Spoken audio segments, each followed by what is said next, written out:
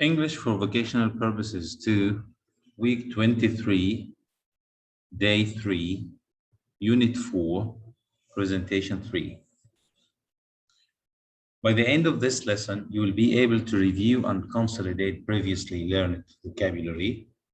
You will be able to use modals properly, and you're going to learn how to write about your future jobs. The meaning of the word modals will be explained later. We always do, we start with a safety message or a safety talk about one safety topic. This week's topic is about how to put on and remove a face mask. Disposable face masks should be used once and then thrown in the trash. You should also remove and replace masks when they become moist. Always follow product restrictions and instructions on use and the storage of the mask, and procedures for how to put on and remove a mask. If instructions for putting on and removing the face mask are not available, then follow the steps below. The steps will be discussed in latest lessons. So the most important thing to know from this part of the safety message is to wear a face mask once. Replace it when it is torn or it becomes moist. We will start with review vocabulary activity. Most of the questions and sentences here are ones that you saw before. So this is only to consolidate and to remember them.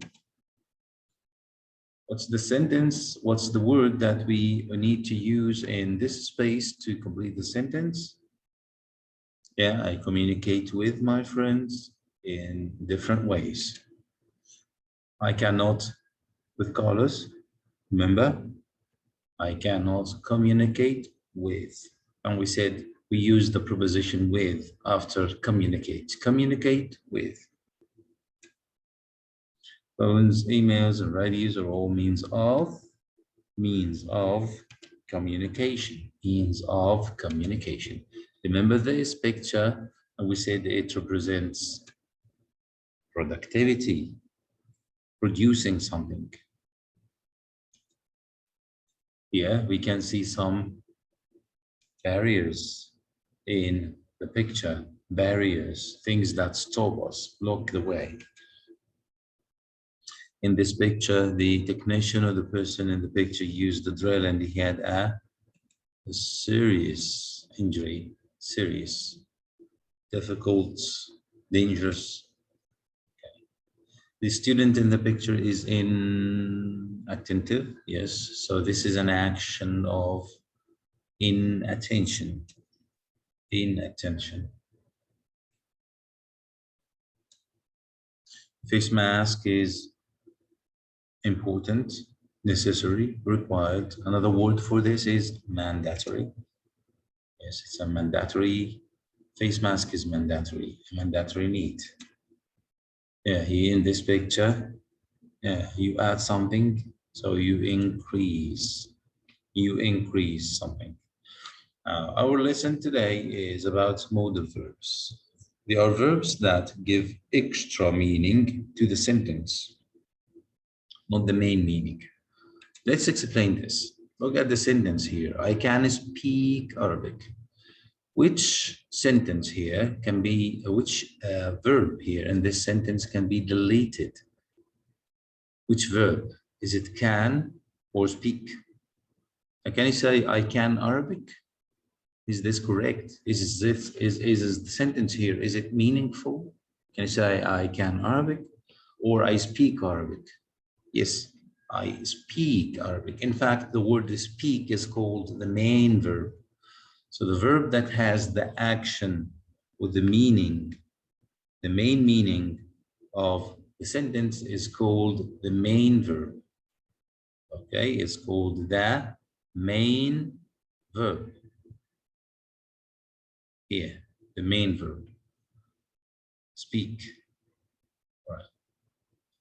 And the verb can here is called a modal verb. It's a verb which gives extra meaning. The extra meaning here is ability. So it means or gives the meaning of ability, able to. I'm able to speak Arabic. Can you give me other examples of sentences that have the word can?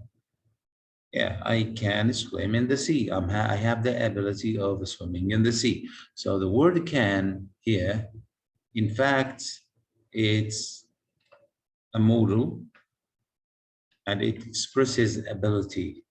It expresses ability, able to do something. We are going to explore more and more auxiliary verbs here. Some auxiliary or modal verbs express ability, like can. She can speak 6 languages. It means she's able to speak 6 languages. The negative of can is can't, as you know. The past of can is could. I could swim in the sea when I was 6 years old. This is an ability in the past. The negative of could is couldn't. They couldn't dance very well. They couldn't dance very well in the party, so didn't have the ability to do something. Permission. When you ask for permission or express permission, we can use can, could, or may. Can I go to the concert? Yes, you can. You are asking for permission here. Could I leave early tonight? No, you couldn't. May I use your pencil? So I can use may also in the question. All right. May is very polite, is used in a very formal situation. Use may. You may use your mobile phones now. If I'm a teacher in the class, I give you an online activity. I say, you may use your mobiles now. It means you are allowed to, you are permitted to. Prohibition is the opposite of permission. If I allow you to do something, it means you are permitted to do it. If you are not allowed to, this is prohibition. So prohibition means that you can't do something. Can't is a little level of prohibition. Mustn't is very high level of prohibition. You mustn't smoke in this building. This is a rule. Okay, if you eat in the class, you'll not be taken to the police, for instance. But if you are 18 years old, less than 18 years old, and you drive a car, you mustn't drive a car if you are less than 16. If you do it, you will be taken to the police. This is the difference between can't and mustn't. We move to another group of modals who express obligation, things that you have to do, necessary, mandatory. We must recycle to save the planet. This is a need, must. So we use must, we use have to. Must or have to. You have to do the homework until Thursday. So this is another, obligation or things that you need to do on a certain time. No obligation. It means that if you don't do something, it's okay, no problem. This is the meaning of no obligation. So, for instance, the helmet. You must wear a helmet in the workshop. This is an obligation, but you don't have to wear a helmet in class.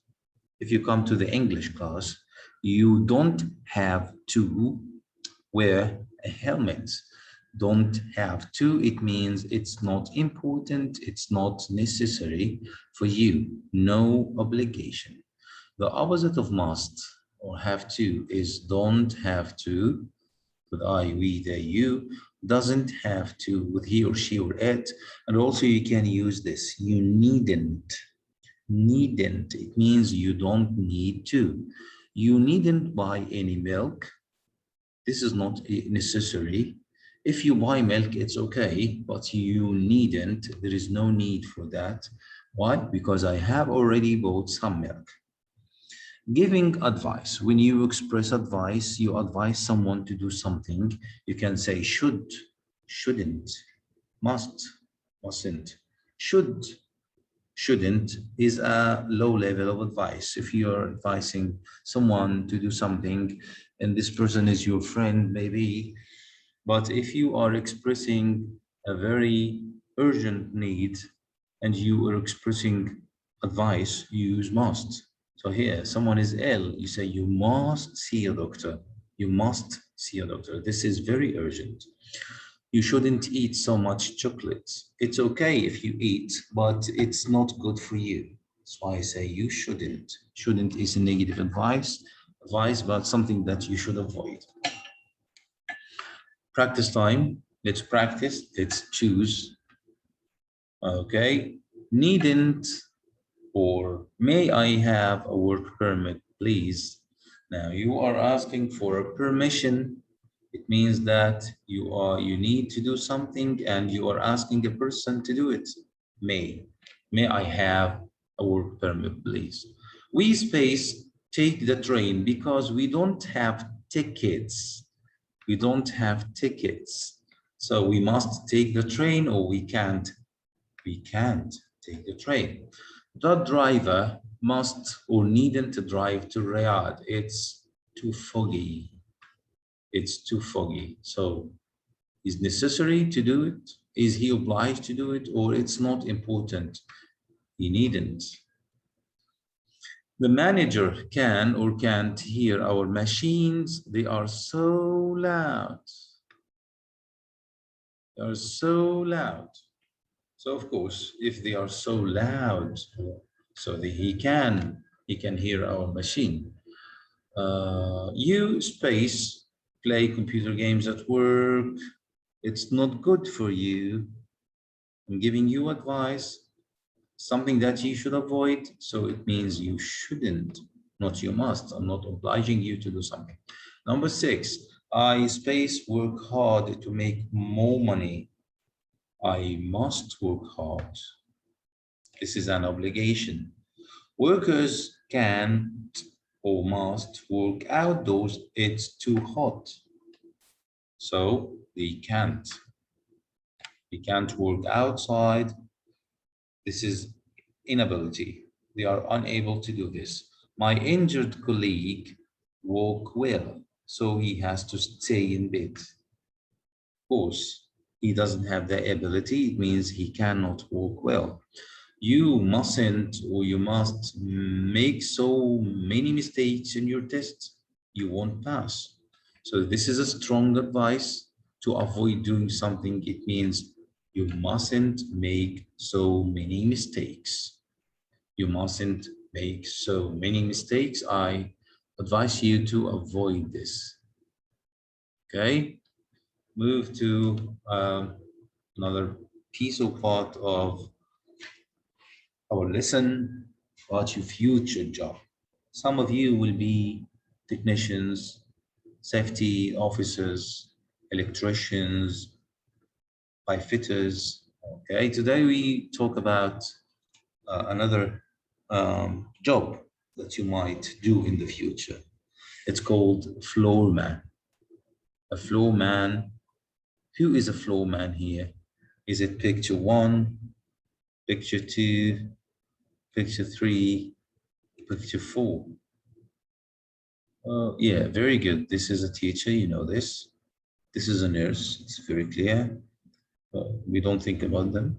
This is an electrician, yes. Okay, so this is a floorman. A floorman is a person who works in a rig.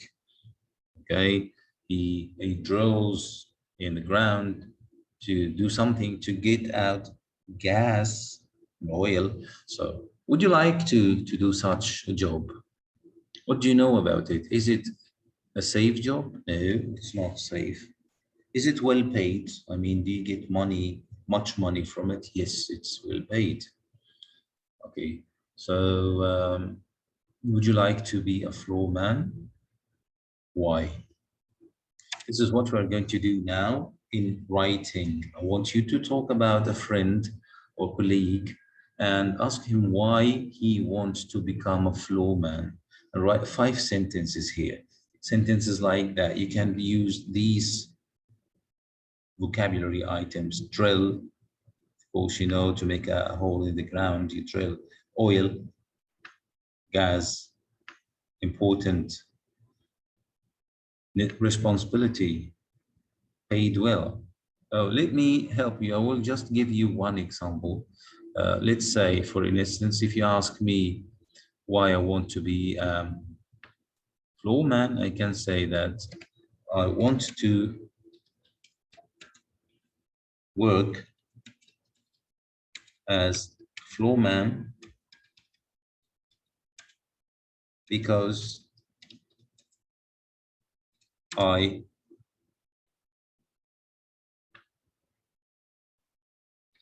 like drilling a lot.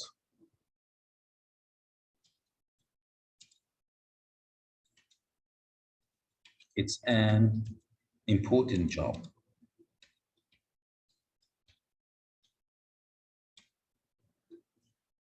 Because blah, blah, blah, blah, blah. Okay. Talking to a friend will help you a lot with this. So try to talk to a friend about this task and do it together and share the answers with the teacher. The teacher will give you feedback.